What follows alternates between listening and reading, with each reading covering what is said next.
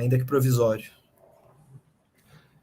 Eu queria voltar um pouco, eu acredito que eu confundi os termos mixofilia e mixofobia, né? O movimento da repulsa.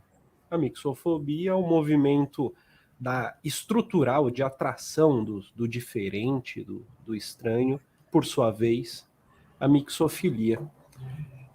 Dentro dessa brincadeira, Guilherme, o Bruno fez um comentário. A lógica de produção e consumo capitalista gera uma dissolução dos laços.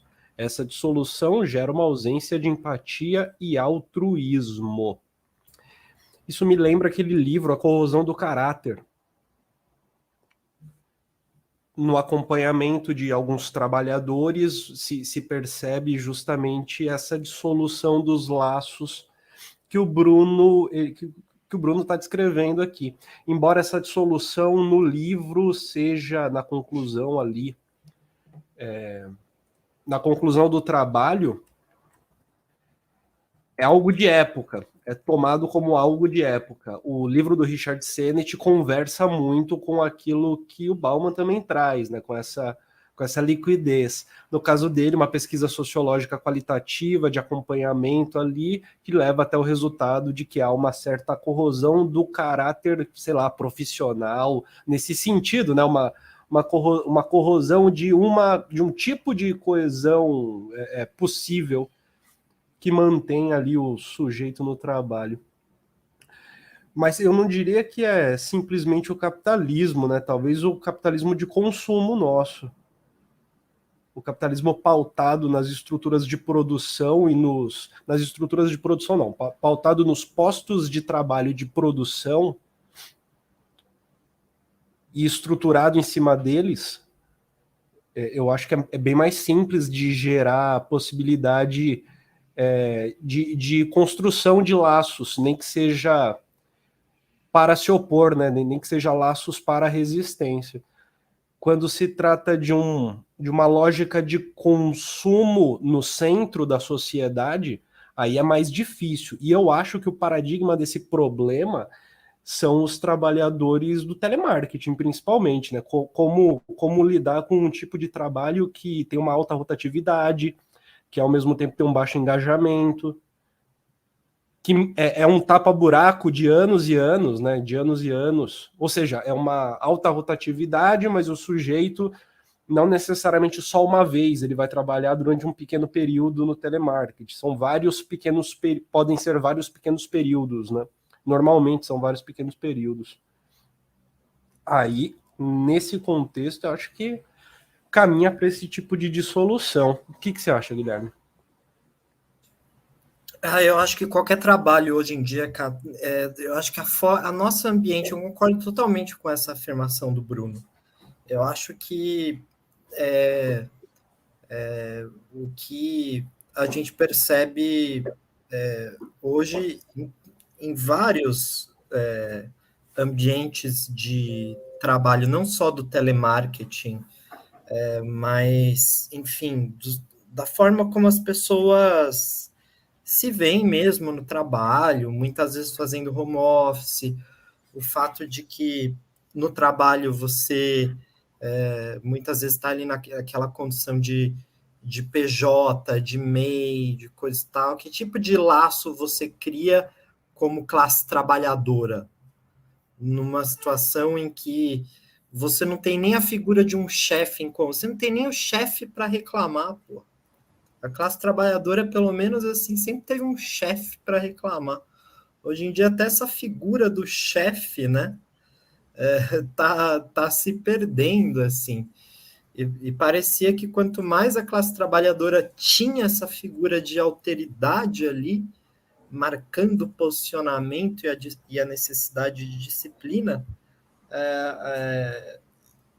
mais facilidade ela tinha de construir laços, né?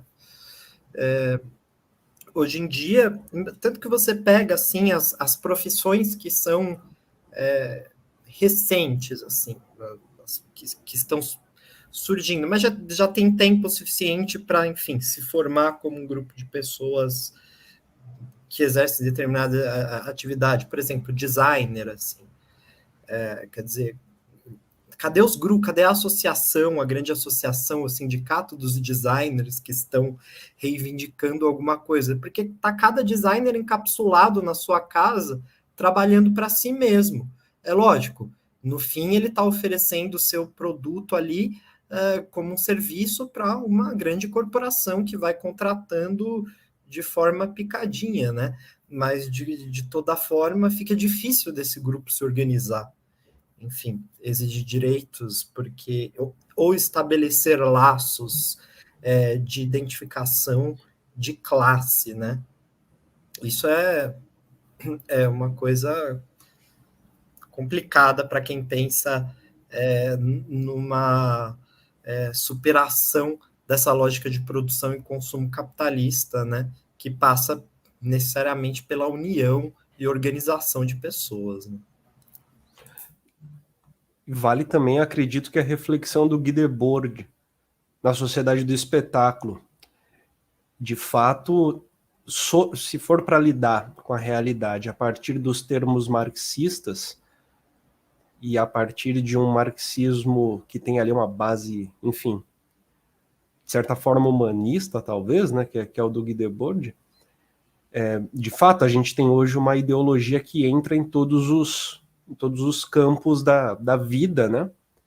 E se faz como espetáculo dessa maneira.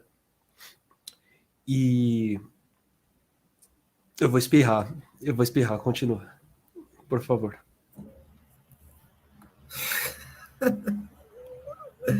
Tô tentando acender um cigarro com um isqueiro que parou de funcionar. Espirre logo aí, Vinícius, por favor.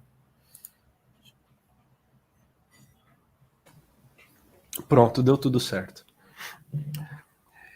O que isso significa, né, na prática, para o que a gente está conversando? Essa entrada da ideologia nas diferentes pequenos momentos da esfera da vida como um todo, né? Eu acho que a ideologia do empreendedor, que a gente falou até na última live, é um desses exemplos que faz com que, de fato, todos os pequenos pedacinhos da vida sejam alocados para uma produção de um certo self-made man que no Brasil nunca existiu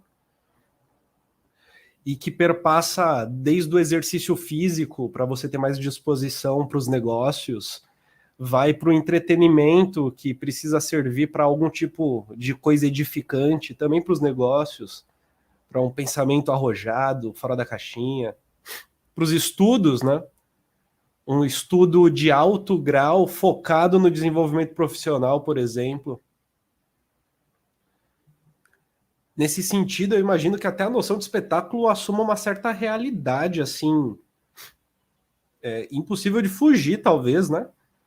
Porque, de fato, a ideologia, a possibilidade de se criar sindicatos fortes no início do século XX, ela imagino que esteja atrelada ao fato da ideologia não carcomer nos detalhes a consciência trabalhadora, né? Existe, portanto, um espaço onde a ideologia, visto dessa maneira, ela não toca. O que não significa que seria o espaço de verdade, né? Mas é o espaço da vida cotidiana, é o espaço dos sensos comuns, enfim.